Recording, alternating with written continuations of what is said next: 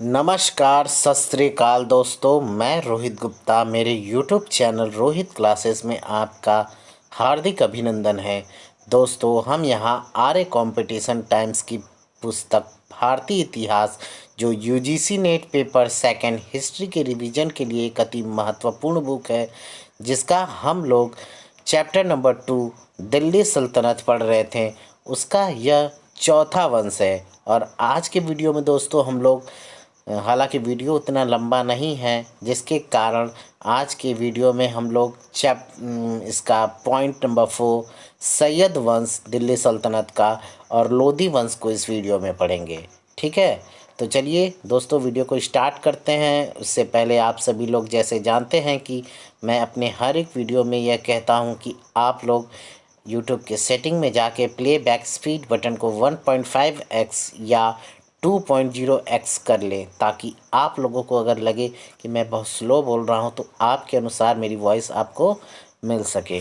ठीक है, और प्लीज़ वीडियो को दोस्तों आप लोग लाइक कर दीजिए, और जिन लोगों ने अब तक मेरे चैनल को सब्सक्राइब नहीं किया है वो प्लीज़ चैनल को सब्सक्राइब करके बेल आइकन प्रेस कर दें और शेयर करना दोस्तों नहीं भूलिएगा।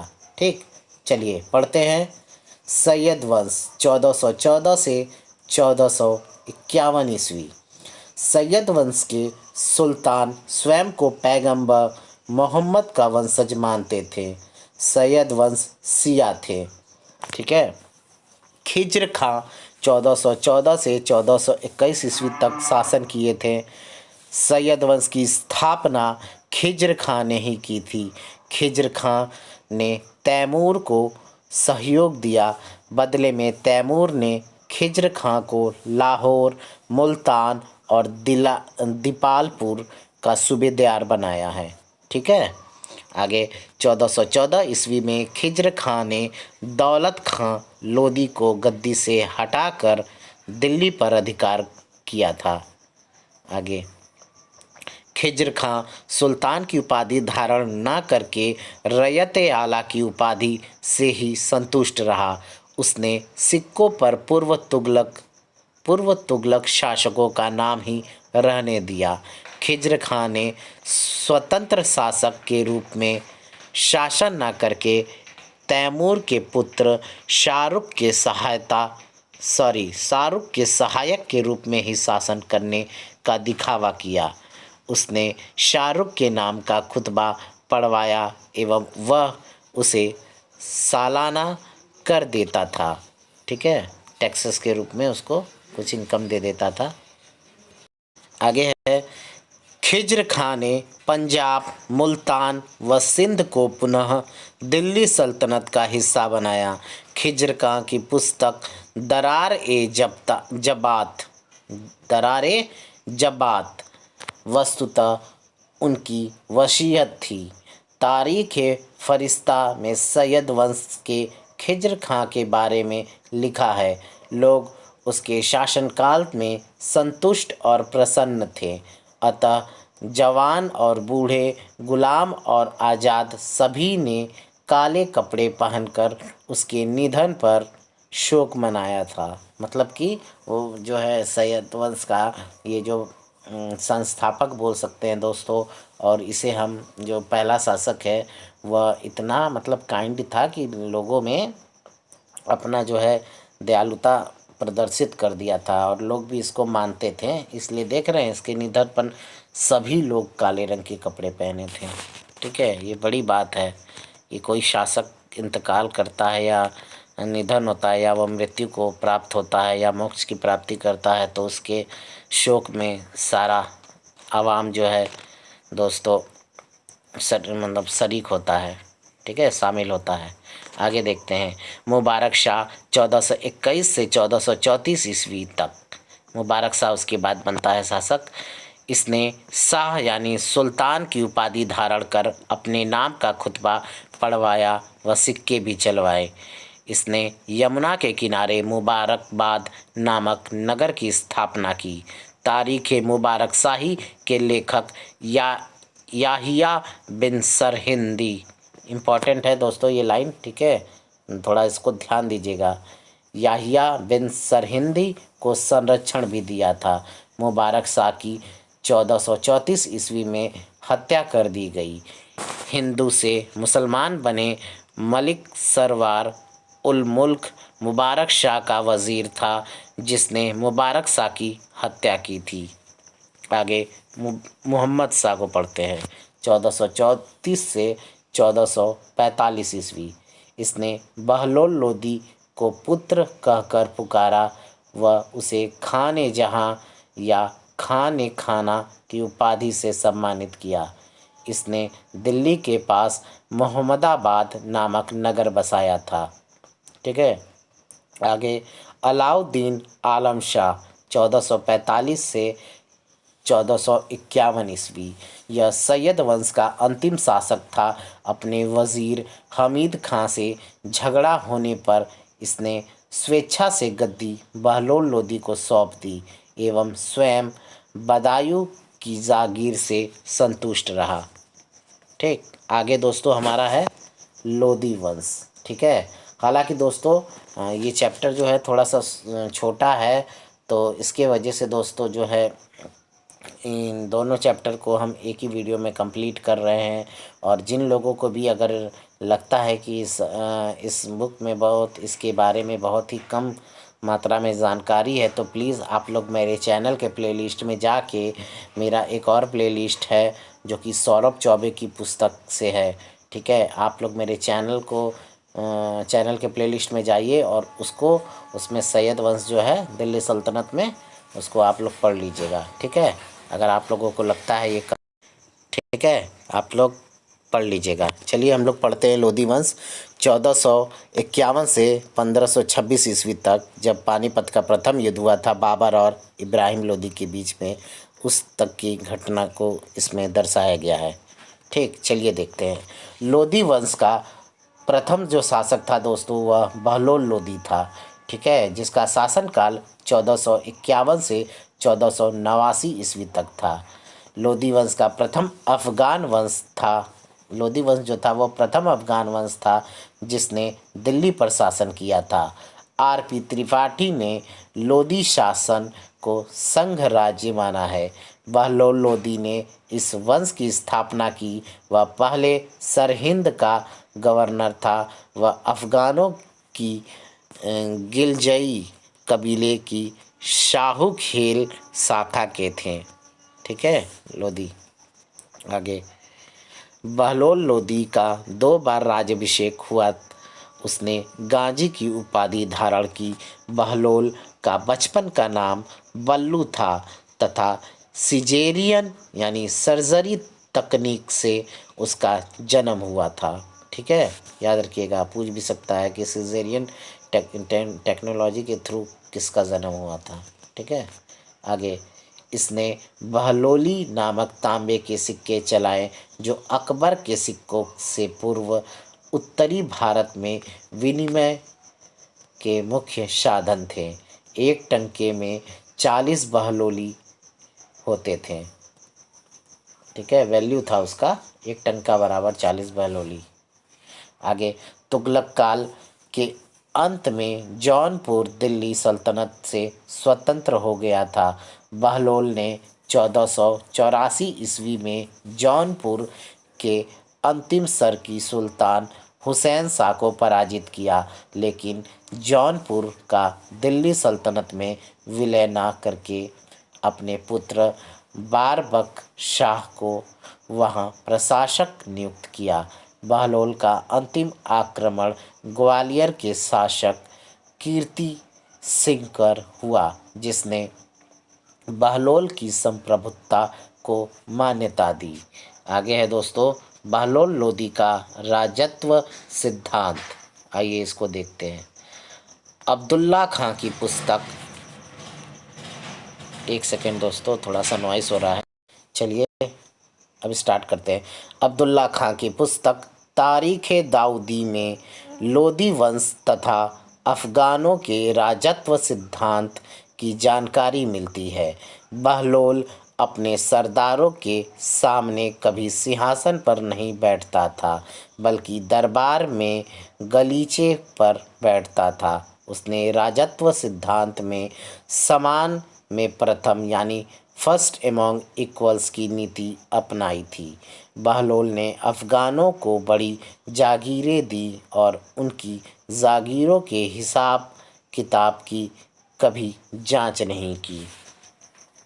आगे, बहलोल अपने अमीरों को मसनद ए अली यानी मेरे पुत्र कहकर पुकारता था। बहलोल लोदी ने अन्य अफ़गान सरदारों को भारत आने के लिए आमंत्रित किया। तारीख़ दाऊदी के लेखक अब्दुल्ला के अनुसार बहलोल लोदी नाराज़ अमीरों के सामने अपनी पगड़ी उतार कर रख देता था। वह कहता कि यदि आप मुझे अयोग्य समझते हैं तो किसी अन्य व्यक्ति को अपना सुल्तान चुन लीजिए। ठीक है, देख लीजिए कितना ईमानदारी था शासन में। बहलोल के समय राजत्व की स्थिति गिरकर एक साधारण अमीर की भांति हो गई थी। बहलोल ने एक बार उलेमाओं को कहा, हम सभी खुदा के बंदे हैं। बहलोल के संदर्भ में कहा जाता है वह रोमन सम्राट अगस्टस की, ठीक है, रोमन सम्राट अगस्टस की आगे अगस्टस की भांति सावधान था कि वह दूसरों की तरह शक्तिशाली न लगे और वह दूसरों के स्तर से अधिक न लगे। ठीक है, आगे हम लोग पढ़ेंगे सिकंदर लोदी 1489 से 1517 ईस्वी तक। सिकंदर लोदी का मूल नाम निजाम शाह यानी निज़ाम खां था। सिकंदर की माँ का नाम जयबंद था जो हिंदू सुनार थीं। ठीक है, आगे है दोस्तों, आगे है सिकंदर लोदी। एक सेकेंड।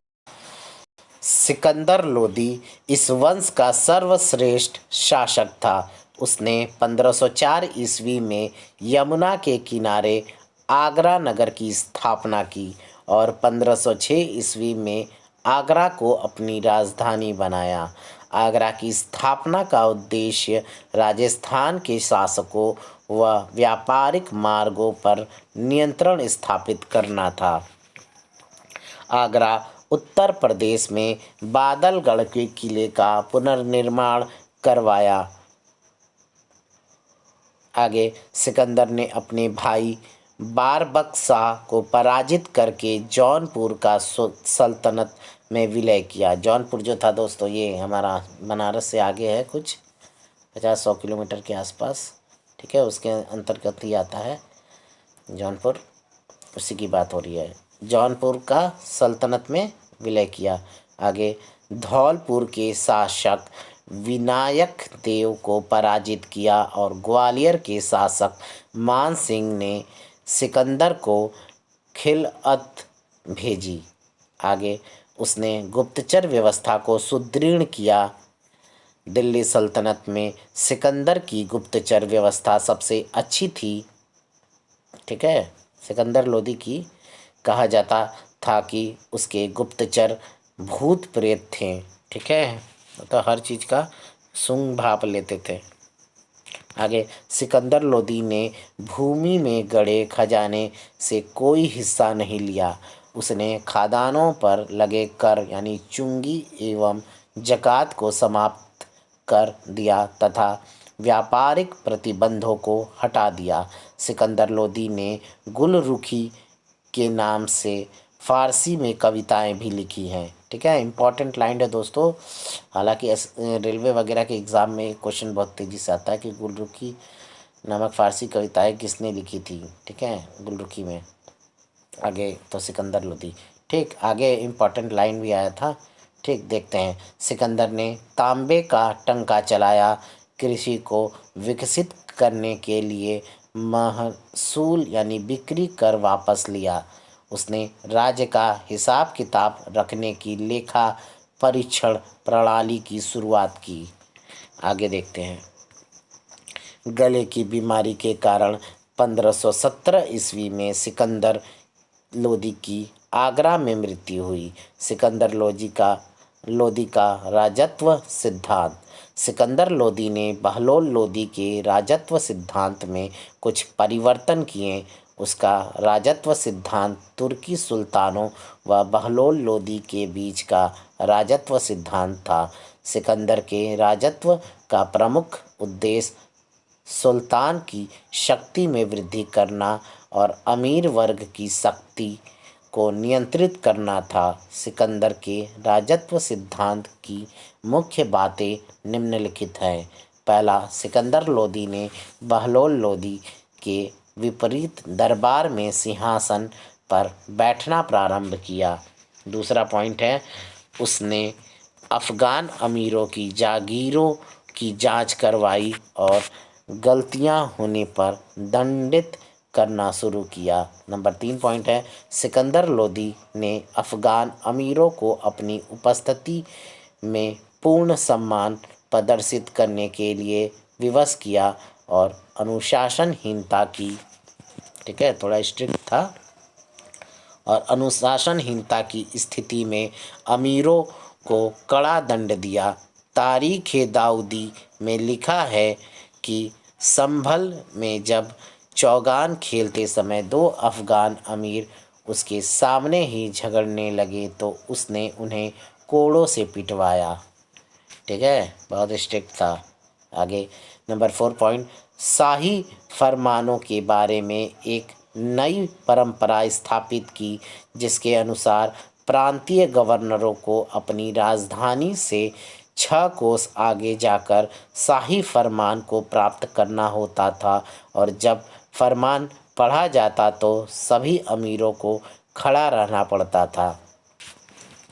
सिकंदर लोदी ने बहलोल लोदी की अफ़गान सरदारों के प्रति समानता की राजत्व नीति को त्याग कर उन पर सख्त नियंत्रण स्थापित किया।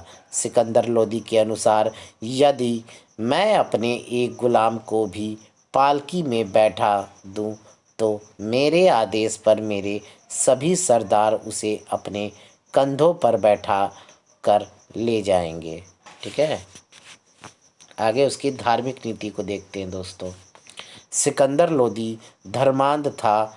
उसने हिंदुओं पर जजिया फिर से लागू किया व तीर्थ यात्रा कर वसूला। बोधन नामक ब्राह्मण को इसीलिए जिंदा जला दिया क्योंकि उसने कहा कि हिंदू व मुस्लिम धर्म समान है। उसने नगरकोट के ज्वालामुखी मंदिर की प्रतिमा को भी तोड़ दिया व इसके टुकड़ों का उपयोग मांस तौलने के बाटों के रूप में किया। ठीक है, कितना गलत काम किया था दोस्तों, इसी कारण इसका वंश ज़्यादा नहीं चला है। ठीक ही है, आगे देखते हैं। उसने हिंदुओं के यमुना के घाट पर स्नान करने पर प्रतिबंध लगा दिया। उसके समय में गायन विद्या यानी संगीत के ग्रंथ लज्जत ए सिकंदर शाही की रचना हुई। सिकंदर लोदी दाढ़ी नहीं रखता था, वह शहनाई सुनने का शौकीन था। सिकंदर लोदी ने मुहर्रम व ताजिए निकालना बंद करवा दिए तथा मुस्लिम स्त्रियों को पीरों और संतों की मज़ारों पर जाने से रोक दिया। छोड़ो, अपने धर्म के लोगों को भी जीना हराम किया हुआ था ये तो।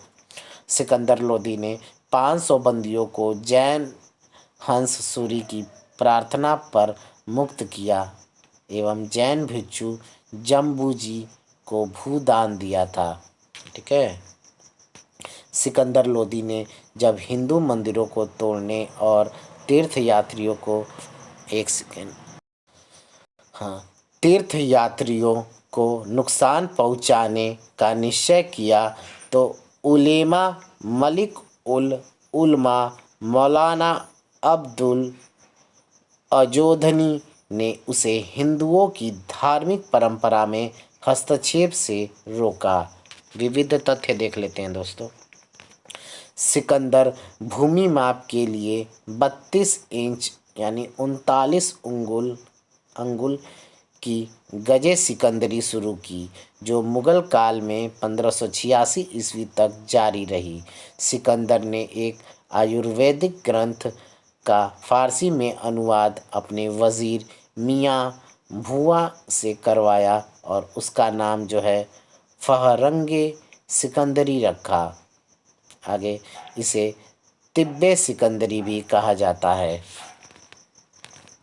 आगे है सिकंदर लोदी ने अनुवाद विभाग की स्थापना भी करवाई और अरब, फारस एवं मध्य एशिया से विद्वानों को आमंत्रित किया। उसने बंगाल के शासक अलाउद्दीन हुसैन शाह से भी मित्रता की थी। ठीक है, आगे देख लेते हैं। सिकंदर ने 1494 ईस्वी में बिहार को जीता।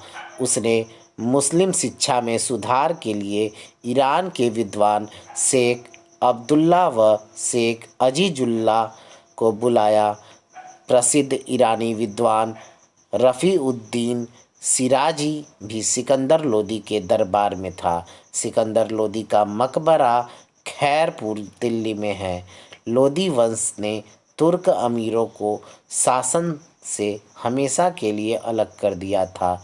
सिकंदर लोदी द्वारा बदले जाने वाले वस्त्रों और बिस्तरों को बेचकर उससे प्राप्त धन से अनाथ लड़कियों को दहेज दिया जाता था। ठीक है, देखिए कुछ तो अच्छा काम किया था। आगे दोस्तों, इब्राहिम लोदी 1517 ईस्वी से 1526 ईस्वी। इब्राहिम सिकंदर का ज्येष्ठ पुत्र था। 2 बार राज्याभिषेक हुआ था इसका, इब्राहिम लोदी का। सरदारों के एक असंतुष्ट दल ने इब्राहिम के भाई जलाल खां को जौनपुर का शासक बनाकर साम्राज्य का विभाजन कर दिया, लेकिन बाद में इब्राहिम ने इसे परास्त किया। इब्राहिम लोदी 1517 से 18 ईस्वी में मेवाड़ के राणा सांगा से घाटोली यानी खातौली के युद्ध में पराजित हुआ। आगे, सांगा ने इब्राहिम के सेनापति मियाँ माखन के नेतृत्व वाली सेना को 1518 ईस्वी में बाणी यानी धौलपुर में भी पराजित किया। इब्राहिम ने ग्वालियर के शासक विक्रमजीत यानी विक्रमादित्य, जिन्हें हम मान सिंह का पुत्र भी के नाम से भी जानते हैं, मान सिंह का पुत्र था विक्रमादित्य, को पराजित करके ग्वालियर का सल्तनत में विलय कर लिया। आगे, विक्रमजीत भी पानीपत युद्ध में इब्राहिम के साथ मारा गया था। इब्राहिम लोदी पानीपत के पहले युद्ध 21 अप्रैल 1526 यानी 21 अप्रैल 1526 ईस्वी में बाबर से पराजित होकर युद्ध मैदान में मारा गया। तारीख़ जहानी के लेखक नियामत उल्लाह के अनुसार युद्ध मैदान में मरने वाला वह दिल्ली सल्तनत का प्रथम सुल्तान था। ठीक है, आगे, तारीख़ जहानी अफ़गानों का इतिहास है। पूछ भी सकता है दोस्तों एग्ज़ाम में। हालांकि पानीपत का जो प्रथम युद्ध है वो बहुत सारे एग्ज़ामों में पूछता है, ट्रेंड का क्वेश्चन है। ठीक है, ध्यान रखिएगा। और तारीख़ जहानी जो है वो अफ़गानों का इतिहास है।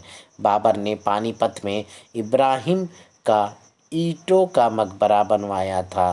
बाबर ने इब्राहिम को अनपरखा, सूरमा एवं कंजूस कहा था। इब्राहिम लोदी के पतन के साथ ही दिल्ली सल्तनत का भी पतन हो गया। इब्राहिम लोदी ने अपने वज़ीर मियाँ भूआ को कारागार में डाल दिया। मियाँ भूआ सिकंदर लोदी के समय में भी वज़ीर थे। इब्राहिम लोदी ने कहा है, राजा का कोई संबंधी नहीं होता है। आगे, इब्राहिम के समय भू राजस्व दर 1/4 थी। वह दावा करता था कि जीवन यापन के लिए आवश्यक वस्तुएं उसके राज्यकाल में सबसे सस्ती थीं। लोदियों का राजत्व सिद्धांत अफ़गान सरदारों की समानता पर आधारित था। उनकी शासन व्यवस्था राजतंत्रीय न होकर कुलीन तंत्रीय थी। पंजाब के गवर्नर दौलत खां लोदी ने बाबर को भारत आक्रमण के लिए आमंत्रित किया। आर.पी. त्रिपाठी ने अफ़गान साम्राज्य पर यह टिप्पणी की, यह भारत में सांविधिक राजतंत्र स्थापित करने का संयोग था, लेकिन अफ़गान अभिजात्य वर्ग में व्याप्त असंतोष के कारण यह संयोग टल गया। ठीक है, तो दोस्तों इस प्रकार से हम लोगों का सैयद और लोदी वंश इस वीडियो में पूरा कंप्लीट होता है। इसके पश्चात दोस्तों हम लोग जो है अपना नेक्स्ट वीडियो में अगला हम लोग जो है मुग़ल वंश को स्टार्ट करेंगे, या तो दिल्ली सल्तनत का एक और वीडियो आएगा अभी इसमें प्रशासन वगैरह के बारे में कुछ, तो उसको देख लेंगे। ठीक, उसके बाद हम लोग मुग़ल स्टार्ट करेंगे। ठीक, चलिए, तो वीडियो में बने रहने के लिए आप लोग का फिर से स्वागत है। और प्लीज़ आप लोग दोस्तों वीडियो को प्लीज़ लाइक कर दीजिएगा। चैनल को अब तक जिन्होंने सब्सक्राइब नहीं किया है वो सब्सक्राइब कर दीजिए और शेयर कर दीजिएगा दोस्तों। ठीक, मिलते हैं नेक्स्ट वीडियो में। Thank you so much, bye bye.